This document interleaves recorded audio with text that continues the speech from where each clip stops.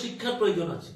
আমাদের পশ্চিমবঙ্গে সেরকম ধরনের মেয়েদের হোস্টেল, তার শিক্ষা ব্যবস্থা ভালো করার মতো নিরাপত্তাযুক্ত নেই। আপনার রামকৃষ্ণ মিশন থেকে যদি ভালো হোস্টেল করেন এবং কলেজ করেন, এডুকেশন হাব করেন, আমি কিছু জায়গা দেবো, আপনারা এই ট্যুরিজম এলাকায় করুন।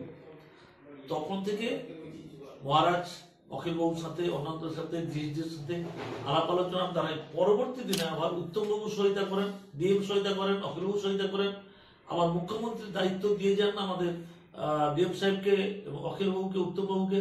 ডিএম সাহেব তড়িঘড়ি করে জায়গা জায়গা দেখেন। আমরা আমাদের ফিশারম্যান এলাকায় আমাদের ফিশারম্যানদের দখল দীর্ঘদিনের ছিল, সরকারি 1 নম্বর খাস। সম্মানীয় মুখ্যমন্ত্রী চিন্তাধারাটাকে আমরা সাপোর্টিং করে ওইখানে একটা এডুকেশন হাব করার জন্য আমরা প্রোগ্রাম নিচ্ছি।